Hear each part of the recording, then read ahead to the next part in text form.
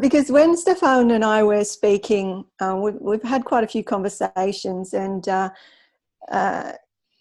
you know, my core work at the moment is basically evolving, well, it has been for many years, evolving the human energetically and spiritually and physiologically. So bringing in trauma understanding with energy understanding. So I suppose if you take all of, you know, my background and put it together, that's the core of what I do. And there's offshoots of that. So today, when Stefan was talking about conscious relationships, because I understand things and I see, feel, sense, know energy, I see and I understand our behavior through the energetics. So today I want to talk about energetic sensory styles, basically, because I think that most of us understand our relationships in regards to the psychology. This is very different. And there are some overlays. So I do have a background in psychology and social work and whatnot as well. So, you know, but I'm putting that aside, and this is about the energy. So the crows, I hope they're going to calm down a little bit, but they're very loud today. All right, so a lot of this will be around stress and what triggers us, because if we're going to have relationships that are vital and well, then we need to understand from perspective of our physiology how we are triggered, but then look at the actual energy of that. Does it make sense? Because if you look at your relationships and when you're in stress, so this isn't about generally, this is about when you're in stress. And you might feel, or have any of you actually felt, that you can't quite contact your partner, or they're not understanding the words that you're saying, or you feel like you're from different planets. And it's not just the male-female thing, and I mean, it might be same-sex or whatever, but there's this disjoint. And you might put that towards, how your mother and father was. But this is a whole other way of knowing, let's call it. So that's what I want to share with you or bring to you today, and look at those sensory styles and what they mean, and then maybe you can see yourselves or your partners in some of those, and then maybe we can pull it out a little bit. So that's sort of where we're going. All right, so let's get started. I don't know if any of you actually knew that there were energetic stress styles, and you know, that we actually react to stress in our relationships driven by these styles or modes. So sometimes they're called sensory modes. I tend to weave in and out of a few different ways of explaining them. So bear with it. So I might say sensory modes, sensory styles, energetic styles, things like that. But these sensory modes are patterned after the primary ways in which we experience the world. So like I said before, seeing, hearing, feeling, thinking. And again, some of you might understand those. If you've done hypnotherapy or something like that, there's a psychological understanding of that. You might have learnt through Jung's work, or there's somebody else who talks about something similar, but this is different again. So if we think about what threatens us most in life, so just have a little think about what threatens you most in life without going into your deep trauma, but when you really think about it, it's our relationships. Our relationships can take us to that edge. So I'm sure all of you can relate to a time where you've been on that edge, because I certainly can. And that's, you know, it may not be with your primary partner. It could be with family member or even your children. So we are as different from our partners or our families energetically as we are physically. So the psychology of relationships is helpful. I'm not saying it's not. But what if we can understand the energetics or the energy of relationships? So the focus of this is primarily, your key relationships, but there is another understanding of relationships in business or, any other partnerships, but that is slightly different. And if we get time, we might go into that, but I want to sort of stick. There's a lot of information here, so bear with me. I just want to also acknowledge my teacher, who's a master energy practitioner and pioneer in this field. This is her work and her husband's work. So Donna Eden taught me this about 10 years ago. She's written a book on it now. Her husband is an energy psychologist, hence the merging of the psychology and the energies. And because they are very different types in their sensory modes, complete opposites, they know this to their core. And so they shared this with me. I've been studying with her for over 10 years now. And in fact, that's why I'm going to Arizona in January to see her. So that's where this originated. I just wanted to acknowledge the pioneers of this work. So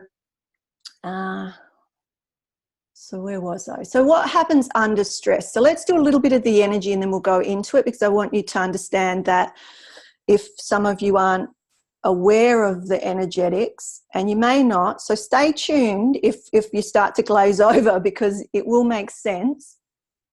But when we go into a stress response, what happens, or one of the things that can happen, is we get exhausted. We eventually get exhausted. So energetically, what happens is our energy start to run backwards. So I'm not going to give you the anatomy of it, but just know there's 14 meridians and they flow in a particular way. Or 2 of them are vessels, but bear with that. And when we get stressed, we have our general stress response, fight, flight, freeze. The amygdala sends out the fire alarm, warning, sends off the rush of, hormones and stress chemicals and whatnot. But this energetically, what happens is our meridians can start to run backwards, which means that as we're walking forwards and doing our general work through the day, we actually get tireder and more exhausted. So how do we get our energies to run forward? So I'm going to give you 2 quick exercises so that you can keep these in mind as I'm speaking. And they're really easy. The first one is coming to the kidney 27 point. And when we push in there, just underneath the clavicle, there's a little dent, a little dip. And if you really need this, by pushing in, it's probably really sore. Now, if we buzz those, or some people thump them, what that does is get our energies running forwards again. And the reason that our energies run backwards, it's nature. It's saying, go to bed, rest, right? The energy helps you to get into the flow with nature in your life. So sometimes we have to rest, and our energies will make us rest. So if you feel like you're exercising or going for walks or doing all this great stuff and eating well and everything, and you're still not getting anywhere, just try that. Go to the clavicle and just drop down. And there's a little hollow, and push in there. If that's sore, boy, do you need it. Okay? So you can just give it a thump and it'll instantly, energy is instant. Another one is when we're stressed, we lose up to 80% of the blood flow from our prefrontal cortex. It goes to our limbs for that fight, flight, freeze. So most of you probably know this, but you may not know that there are 2 points on the head. We call them main neurovascular points. And by holding those points, we can bring the blood back to prefrontal cortex to be able to think. It's the new brain. So what happens is you can think. This is one of the tools that you could use if you were in relationship stress, to be able to stop and not go into a reactive response, right? So there's lots more, there are a lot more deep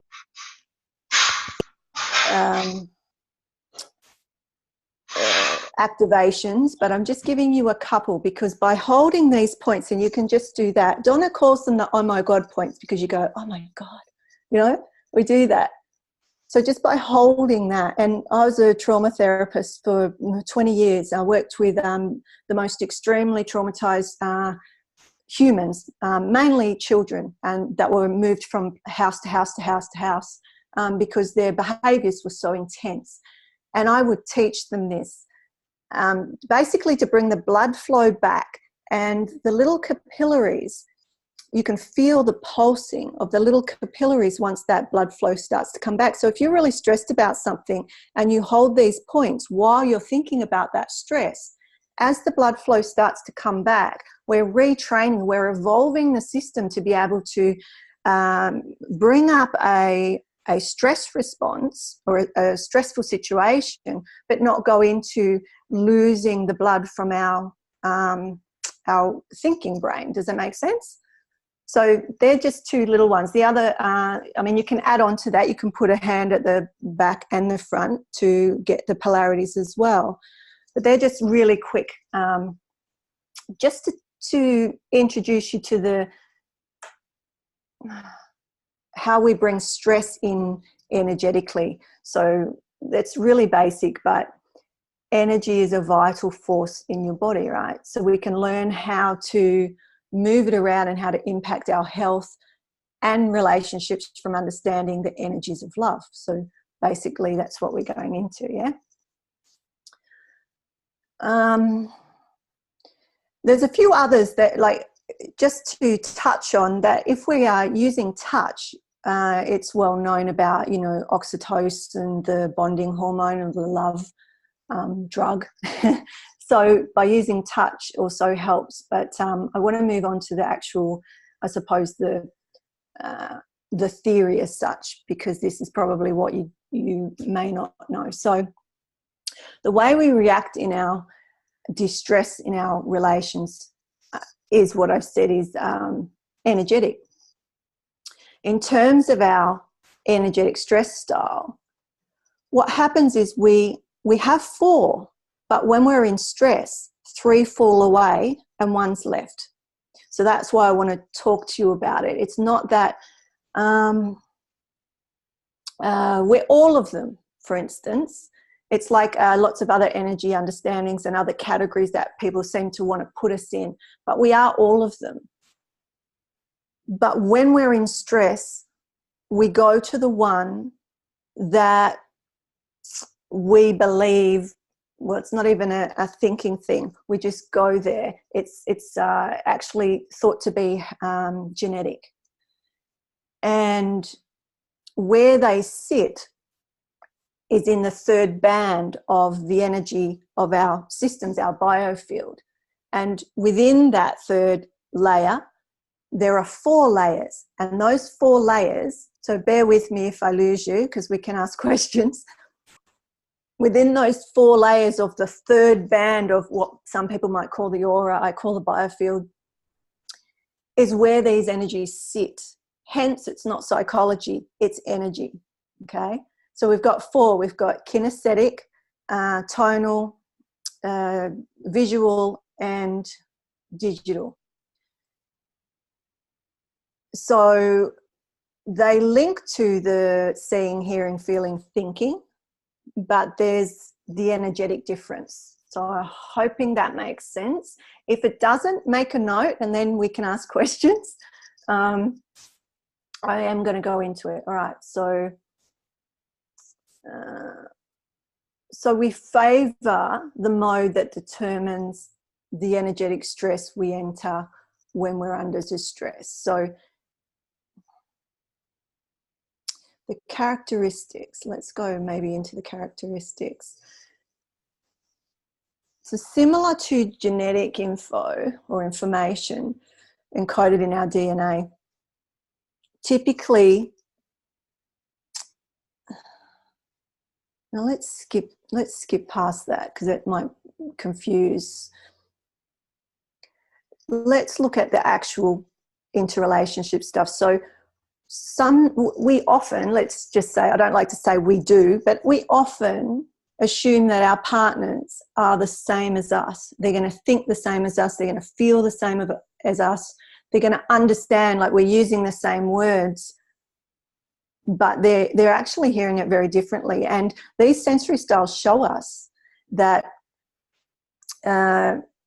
So I'm speaking to you now. Yes, there's maybe the accent. I'm trying not to speak too quick because I generally speak very fast. But I'm aware that I do have an accent. I'm aware that I do understand the same English words, but maybe a little bit differently. But then we've also got what sensory style we are generally, you know. So, for instance, I'm primarily a kinesthetic. My secondary sensory style is tonal. So I hear everything. So you've heard me mentioning the noises out there because I hear everything. But I feel everything first because a kinesthetic is a feeler. Yeah.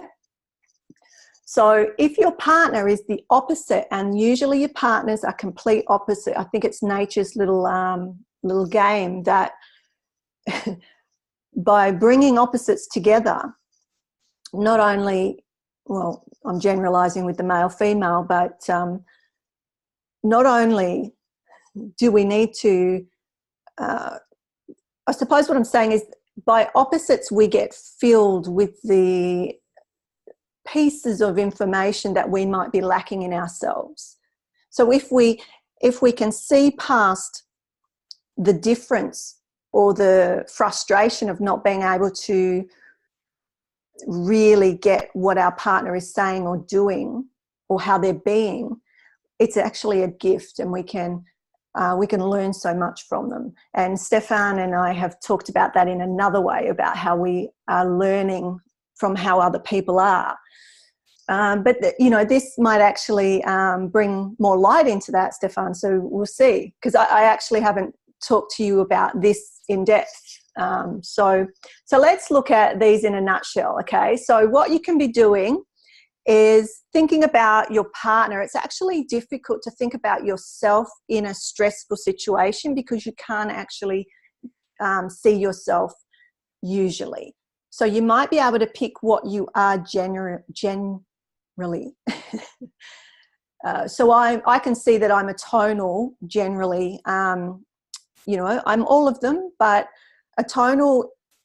So tonals are very good therapists because you don't have to speak. You don't have to say too much for a tonal to be able to understand. They can read between the lines. Yeah. So tonals are aesthetic. They hear between the lines. They don't just hear your exact words. They hear the tone of it or the tone that comes off it.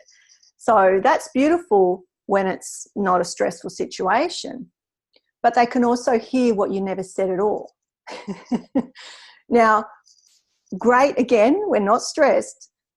They pick up the subtle cues. And so they're reading. There's so much information and nuances that a tonal will pick up. The small specks of behavior of yours. But when stressed, they can all be exaggerated. So a little wince of the face, a tonal might read as you don't like them, or there's something about them that you disapprove of. Do you see? So when not stressed, great. When stressed, everything's magnified, and they not only hear what you didn't say, they hear what you didn't mean, and basically didn't think about. It's like hugely exaggerated. So I'm not sure if any of you have had people in your life like that. Their position, all of these have a main position, and it is for a tonal, I hate that you're making me feel wrong. So these are general positions, so that you can start to see these 4 categories. I generally don't like categories, but this is how we're going to have to do this to make sense. So tonals have a gift of understanding others and their dilemmas. but during moments of conflict, their ability to read between the lines can morph into, like I said, hearing what was never felt, never said, never thought.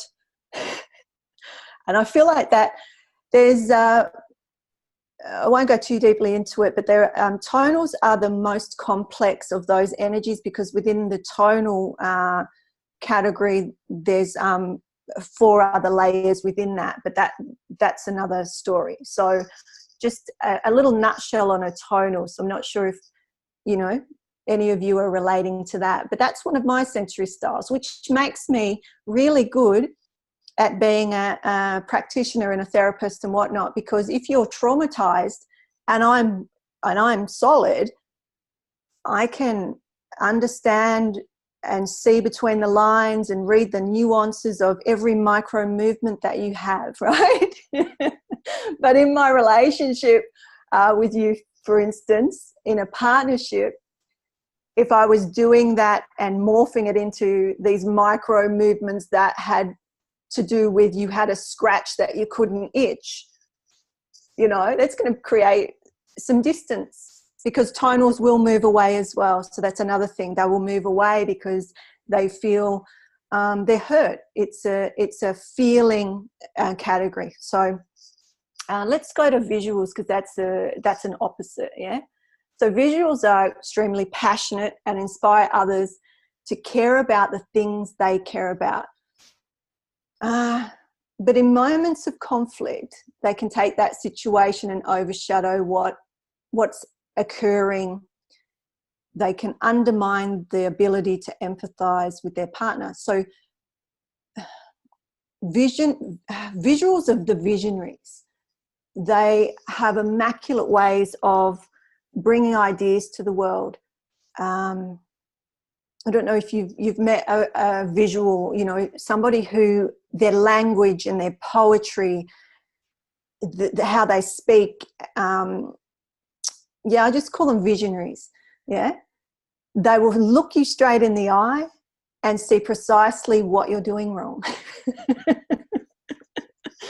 So they stay strong and clear, and you might feel like you're being blamed or criticized.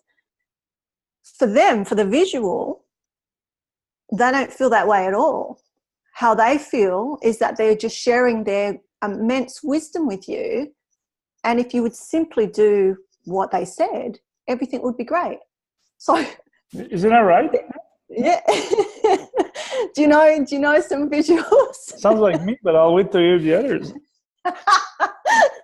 So their position is you're wrong, right? So this is in stress, Stefan, right? Their position is you're wrong. So a visual will want to argue or want to debate. They will want to do that. Whereas a digital, which is the next one we'll go into, is not interested in arguing. Why? Because their position is I'm right. So why argue if you're right? Yeah. So the digital's position, their position can be one that they think that in time, because they're right, you'll come around and you'll see how ridiculous you've been, or something similar, Oh, she'll come round, or he'll come round, they just, they're not seeing clearly. So you were wrong. They detach.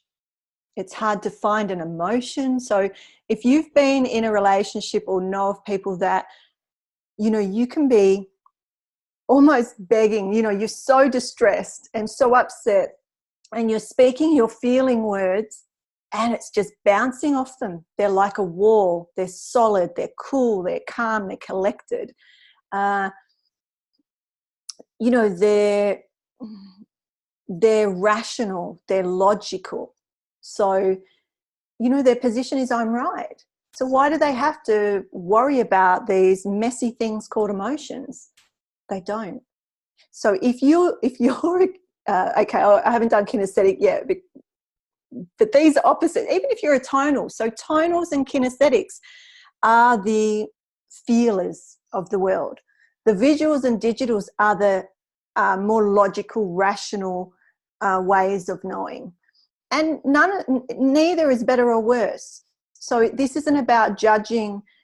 It's about just understanding that we're all different, and all of these have their beautiful gifts, but also their hazards, so to speak. So we just need to know, okay, maybe that person needs to put their hazard lights on because they're getting stressed. So some of these things are starting to come out. And if we can negotiate them, then we're not going to go into those pitfalls of these opposite ways of knowing, just hitting each other like this, because you can't get through. Now, you can overlay all of this into business. I don't know if you've come across, a businessman or woman who is a digital. There is nothing emotional that you could say. They don't see emotion as facts. Let's go into kinesthetics. Because a person who has the primary sensory style as a kinesthetic is more oriented towards you than themselves. So they lose their truth. They don't remember what they were arguing about or what they wanted to say to you. So in the moment, they are absorbed into you. They hook into you. And only later do they think, oh, I should have said that, or I should have done that. But in the moment, it wasn't there. So it gives you a clue to kinesthetics being in the present, right? They're right there in the present. Everything is the now. And in the now, they're with you. They're with you. So that's the beauty. And I suppose the hazard for a kinesthetic is because they hook into you. They're very compassionate, very empathetic. Now, a kinesthetic, so this is good for people who have that belief that people should keep eye contact. And I studied this in, when I was doing anthropology years ago, about the cultural difference of eye contact. But this is the energetic difference of eye contact. And it's beautiful because a visual they're right looking at you, right? It's like vroom, right? A kinesthetic, if they look at you, they lose their power because they look at you, and what's going on for them is your truth, not theirs. So if you want a kinesthetic's truth, you won't make them look you in the eye. Or when somebody's speaking to you, you won't be saying, oh, I can't trust them because, they're not looking me in the eye. So, most of the things that are written about don't trust somebody unless they look you in the eye are probably written by visuals. Okay? Think about it. So, I think that's important just to contemplate, because I know that even with children, I worked in schools. I used to go around to schools and teach the teachers and principals and whatnot about trauma and how to work with these children that have different ways of knowing, okay? And they were forcing the children to look them in the eye. And what would happen is, for a tonal, if you do that, they lose them. It's almost like they check out. So the information isn't there. So if you said to your partner or to a child, what happened here? Like something happened, it might be an accident or whatever, or they're played up, and you ask them, look me in the eye and tell me what happened. The information goes vroom. They couldn't tell you if they wanted to. And so a lot of children get kicked out of school because of that. So it's, just another way of understanding that. With a kinesthetic, if you get them to look you in the eye, what they're getting is all of your information. So a kinesthetic, my primary is a kinesthetic and I'm a tonal. So that makes me a very good medical intuitive, right? Because it's not about me. I can look at you, Stefan, I can link into you, and I can tell you all about what's going on in your physical and energetic system, right? But you ask me about me while I'm there, and I'm like, oh, what? I've got a body. It's not relevant. So there's these gifts, and the polarity of all the world, yeah. So the position of a kinesthetic is, I don't want you to suffer or feel wrong. So you have that with a digital, I'm right, and a kinesthetic, I don't want you to suffer or feel wrong. And so who's losing out there most of the time? The kinesthetic will be giving away her or his self.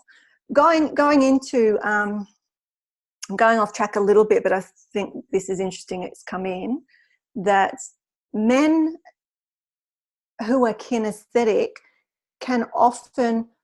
it can often be difficult to tell that they're kinesthetic if they're in a world, so a corporate world, for instance, or maybe even in the military or something like that, where they've had to try to bring over these other styles. But when you get to real deep stress, that's where it will show. So sometimes you can't change what you are. My understanding is you're born with it, and it does go into, okay, we could probably touch on this now around birth. So let's look at this in a slightly different way. Think about your journey from conception to birth, for instance. So we all start out kinesthetic. All life was feeling, yeah? There was no inside, no outside. There was only the moment that existed. So if mum has digestive issues, your world is a not so great place because it's right then and there. Like, you know, there's all sorts of stuff going on in utero, right? If nutrients are good and mum's happy, then it's a great place. Then around 16 weeks, I believe, hearing starts to come in. In about 20 weeks or so, the infant actually listens to the gurgling of the amniotic fluids and the heartbeat. But then mum starts to sing a lullaby, right? So suddenly there's a whole new way of having information, a whole new way of knowing. And that's the expansion in consciousness. So when kinesthetic, there's no beyond that moment. But now we've got hearing, a secondary way of knowing. So mum singing it becomes a great place. Or, music or whatnot. But if she is ill, then again, it's a not so good place because we've got feeling and hearing. That's it. So that's the world of that interpersonal relationship, right?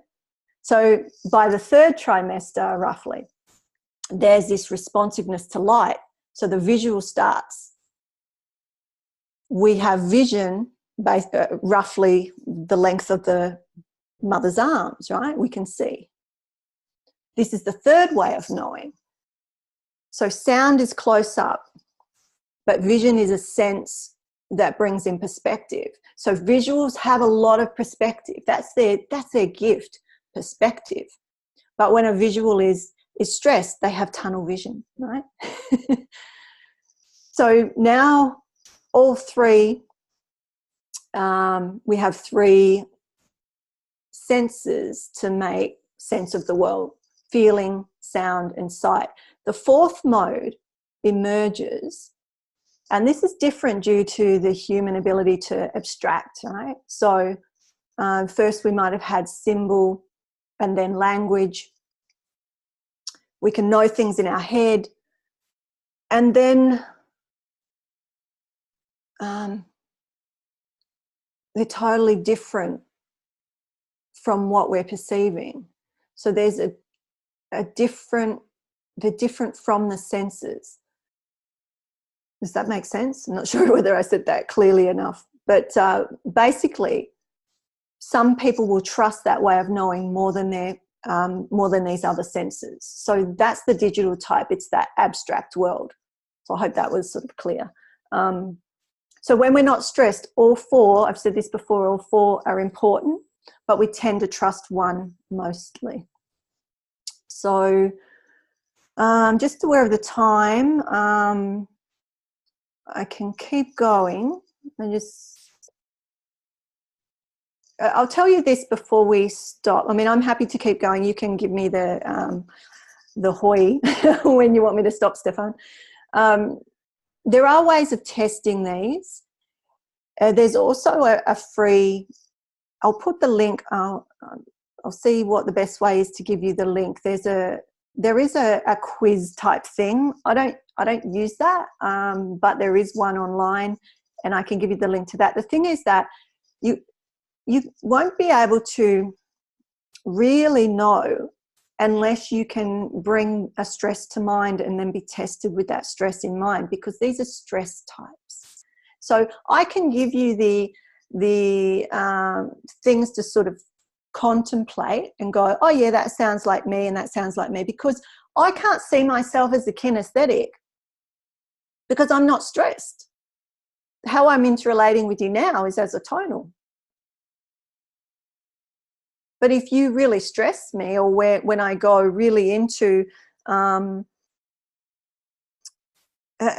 thing about a kinesthetic is because they feel so deeply, and when they do get triggered and go there, it takes so long to come back out, because it's every fiber of their body is a feeling. So my way of being as a kinesthetic, I was in the Defence Force too, so there you go. To be a kinesthetic in the Defence Force, I would have been wiped out. So how I manage that, and that's why I was bringing up with particular cultures, like business cultures and whatnot, and how we can sort of overlay these so that we can cope, but we can't change that. It's in our field. It's in that third field, that mental layer, and then there's 4 layers within that. And how we know which one we are is the one closest to the physical body. Mine is kinesthetic, then it goes tonal, and then the others. I didn't worry about the others, right? We're all of them. They're in our system. That field is us. So don't get too caught up on that. It's just when you're interrelating, it may be interesting for you to have an understanding of what the other is going through. Because if I'm speaking, I'm a feeler twice, tonal kinesthetic. I will say, I feel this, or I hear this, or right? I very rarely say I think, because I don't think with up here. It's not my mode of operating, right? So if I'm speaking to a visual or a digital, I'm aware of that, and I may slightly change the way that I express myself to be heard. So in my job, I was a trauma consultant. So psychologists, psychiatrists, the government authorities and whatnot would come to me for consultation. And if I was a bleeding heart, they're not going to listen to me. And so I'm not going to be able to impact the lives of those people that they are in charge of. So this was about removing children from families and moving them around and whatnot. Really important stuff. So knowing my way of being and how I was going to be taken in the world was important, and is important in those sort of areas. So anyway, how we test. So if you can do biofeedback, and if you want to know more about this, you can contact me. A digital looks up and to the side. So they'll be looking up, and they'll test strong. And all the others, they'll test weak. A tonal looks down and to the side. A visual is right to the eye, and they'll test strong. And a kinesthetic looks down, straight down. So when we hold our stress, so this is a way, if you do know how to energy test or biofeedback or anything like that, you can maybe try this. But the person has to be in the stress or trying to bring it to mind. Now, a digital will find that very difficult. So that might indicate if all of the others aren't testing and you get to digital and you're still not able to, they're probably a digital, because digitals can't hold emotion. So if you say bring in an emotion of a difficulty with your partner, they'll find that very difficult to hold it while you're testing them. Does that make sense? Just nod because I could see you. Okay, we're running out of time, so I might just see if there's any questions, or I mean, I could keep going on and on, but I'm aware of the time. Let me just tell you one more thing while we wait. That this is the energy, what it looks like. Is that okay, Stefan? 2 minutes? Yes. Okay. It's okay. And then we'll wrap it up, yeah? Yeah. And this is me being, time disappears on me, so I'm just, because it's your platform, I'm just aware of the time. But what energies look like and where they come from might be interesting to have a little piece to reflect on. So visuals, the energies come from the eyes and the chest.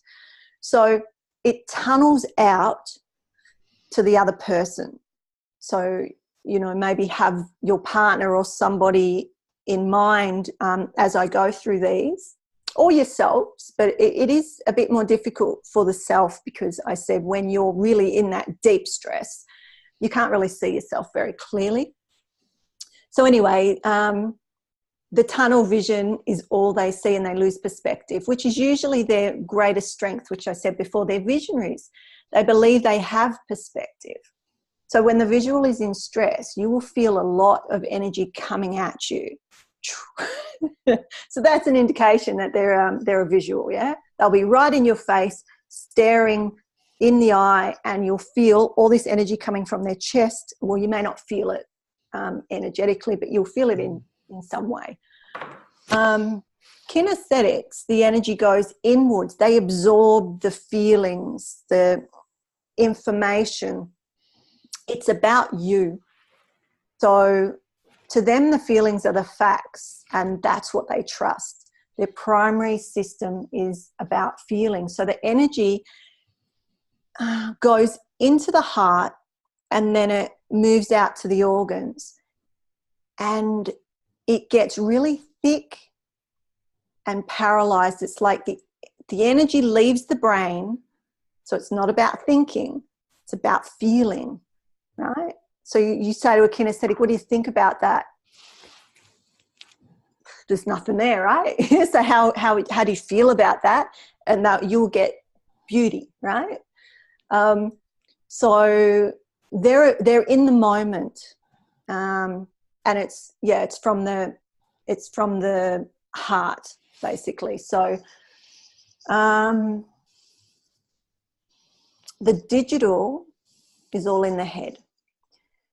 It's like, have you heard that, when people are cut off from the rest of their body, that's a digital. That would, not every time. There might be other things going on, like it could be post-traumatic stress and things like that as well, where we dissociate and whatnot. So again, take it with a grain of salt in regards to what we're talking about today, but your gut and your heart have no part in what's about to transpire. It's all about the head. The energy is in the center of the brain and gets shot to the cerebral cortex, or that new brain. So the primitive instincts are coming through into their forebrain, and they think their primitive needs are now the most important of all, because they don't see them as the primitive needs. They see it as how it is, and they'll present it as such. Very clearly, concisely, logically, rationally, no emotion. Now, I'm not saying that digitals aren't, there's so much beauty. They have all of that. They do have emotions and whatnot. This is the stress style. So I don't want people who might be digital to feel like, that's not a great one to be. They're all beautiful. because we're all of them. It's just when we're in stress. So tonals, like I said before, that they're very complex because there's much more to it. Tonal, because a tonal sort of has a little piece of all of them, but again, I don't have time to go into that. But the energy goes in two different places. It's the solar plexus and between the ears. So they're exquisitely sensitive to vibration. So it comes in and vibrates through the organs of emotion. So this is the difference between kinesthetic and a tonal. It's through the energies or the organs of emotion. So the adrenals, the kidneys, the stomach. There is an overwhelming feeling of too much energy for them or too much information, and they'll want to leave or move away. Or, you know, if they're very social, it's one of mine, so I'll give you this example, that I love being with people and, you know, groups and all the rest of it, but I also need a little bit of cave time because we're just taking in so much information that sometimes we just need to get our own energy back and just have our own little place, right? So so these are the people that are at dinner and can hear 3 or 4 conversations all at the same time.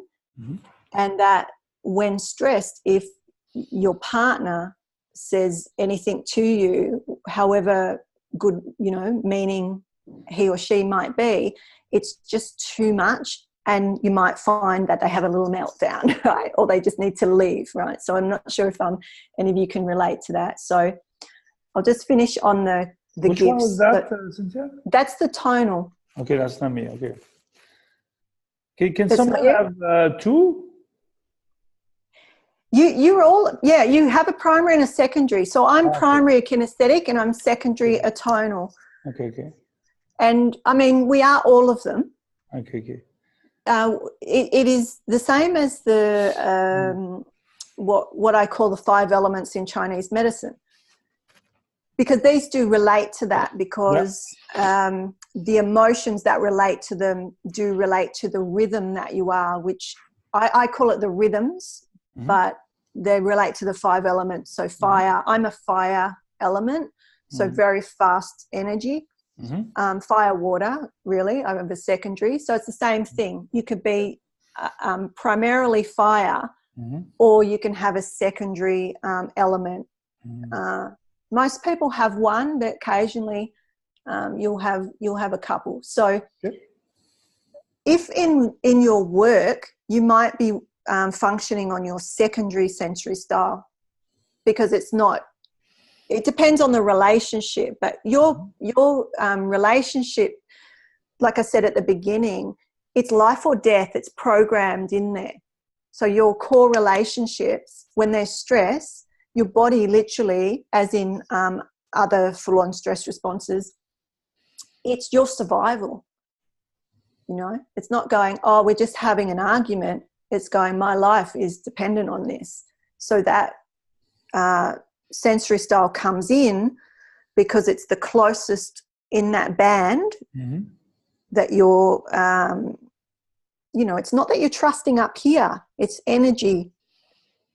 Right? It's how it all flows together, and it just happens as instantly as you go into stress and you are, you know, the stress response starts, the amygdala goes off and the limbic system starts to do its thing. So the visuals are visionaries and they meet you completely in the ideas. I want to give you some strengths because I don't want to leave you on the on the, you know, the hazards, so to speak. The kinesthetics are totally present in the moment with you, and you will feel met with a kinesthetic and you'll feel met with love, right? A tonal, they're able to enter your life with more skill than anybody has before. You'll feel understood on multiple levels. And a digital is that cool, calm, rational, can organize vast amounts of information. And they're not burdened by emotions. They're very steady people. So, you know, just to give you some strengths of all of them. And I suppose the orientation is the visuals orientated to the future, the tonals orientated to the past, the kinesthetic to the present, and the digital it moves freely amongst past, present, and future without fully experiencing any of them. Like, then that doesn't sound very positive, does it? I don't know how else to put that. They're moving through all of it, so to speak. So I think I'll leave it there and see if you've got any questions or comments. No, but for me, it's more a comment. It's another way of looking at relationships from an energy. Now that explains a lot of conflicts in my life, because I have a close friend who's very kinesthetic, and I guess I'm probably visual and kinesthetic second, but I could see the drastic difference. I could see the application of this even in a business context. When yeah. I ran this when I was working. I had a career. Now I run my own business, but I have done this for team building and corporate. I just changed the language. You just change the language a little bit, and what you would do is you were mainly working on the secondary sensory style, because the first one would be with your family or partner. But in a business, for instance, you're probably not going to get to that core stress of a relationship. I'm generalizing again. It's just a different type of relationship in most people's workplace, isn't it? So you're probably going to be looking at the secondary. So when I'm working, I'm more tonal than kinesthetic. You see, in my stress response. So when you know that, for instance, like I said, with my boss, my recommendations. So I would go out into the field and work with all sorts of people, but children in particular, and I would work with them intensively over time. And if the government department wanted to remove that child, I had to basically, because I was generally the person who spent most time with the children that they're making decisions for. And the people making the decisions didn't know the families or children. So it would be, how could I give a clear picture of what's going on in the field so that the best interest of that child is at hand? Because, when you remove a child or move children around, that's major trauma. And if you're moving them regularly, what it does to their little systems, I don't even have enough words right now to tell you, right? So what I would have to do is, if I spoke to my boss or these departments with emotion, I got nowhere. Didn't get anywhere. So I had to understand this to be able to clearly get through the brick walls. If those people were digitals, I had to speak their language to be heard, because they can't hear. It's like throwing a rubber ball at a brick wall. It just bounces back, because they're not going to take in the emotion of that child. If I'm relating how that child's going to feel, I would have to change it. So the same as in your relationships. If you are a feeler, a tonal or a kinesthetic, and your partner is a visual or a digital, knowing how to speak their language will help you immensely, and vice versa. So, speaking about or having a conversation with your partner about some of this,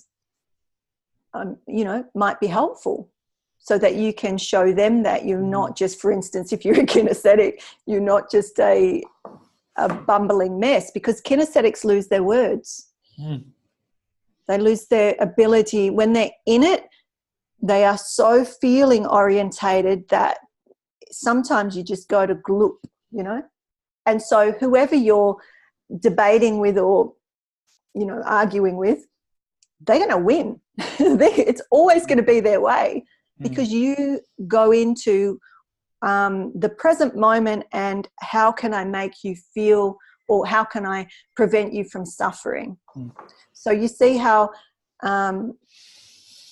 you know, they're also the very compassionate ones, and they're the ones that will, you know, love you unconditionally. It's beautiful, but you can see how it's almost self-sacrificing when you're in stress. Yeah. So they give too much. Yeah, and it does relate to those 5 elements too, because the earth element is compassion and over compassion, you know.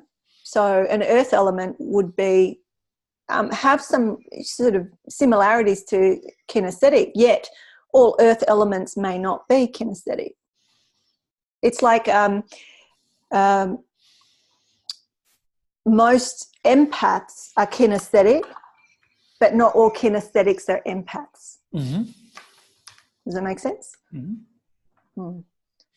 So this is just another way of looking at, I suppose, when we say conscious relationship, I look at relating.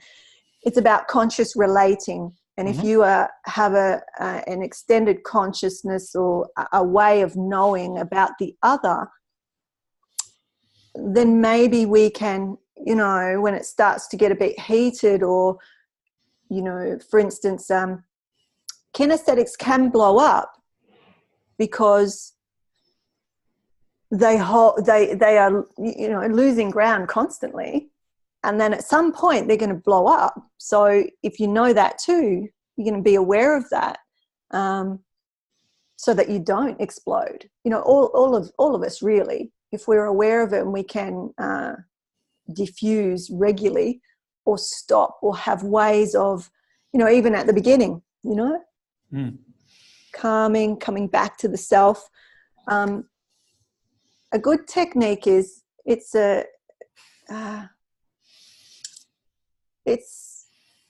tantric, I suppose it is a tantric style, but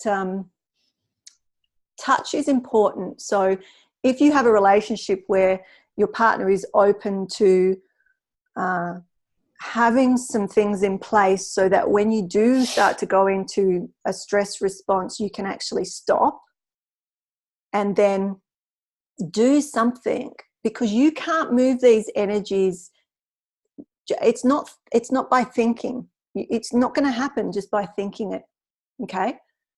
So if we can stop and then actually move the energy and then go back into it later. So there's many ways of doing that. I don't have time to go into it, but one beautiful way is by placing your hand on your partner's chest or heart, and they place theirs on yours, and then with your other hand you put it over the top of theirs, and you do the gazing of the eyes, like you're literally connecting heart to heart. And then you can go into the breath of that and synchronize that. It's very powerful. When I used to teach that, people would just go into tears. They would, you know, to actually even just do the eye gazing. Have any of you done gazing? You know, when you just sit and look. It's something that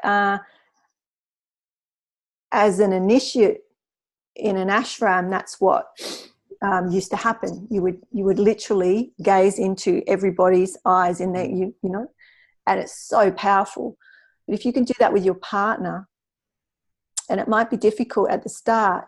Now with a kinesthetic, again, kinesthetic looking into somebody's eyes, they're going to lose themselves. But what you could do in stress is you could work up the body. So actually this is something that Donna taught me, because she's a kinesthetic.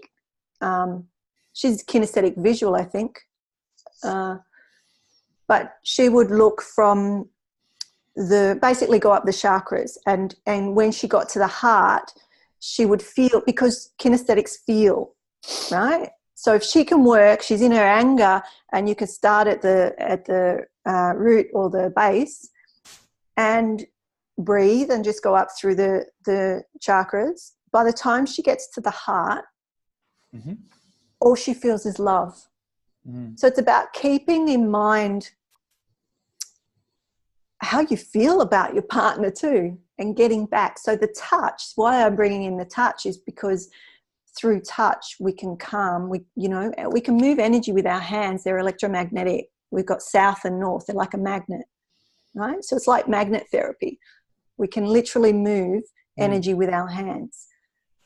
But if you're in that place where you're just not getting anywhere and your partner's open to it, maybe in a quiet time you can say, I heard this webinar and there was this woman and she was talking about this stuff and she recommended this. Would you like to try it? If not, if your partner's not interested, because some of our partners don't want anything to do with all this sort of out there stuff, we can do it for ourselves. Okay. So we can hold our own points or come to our own heart.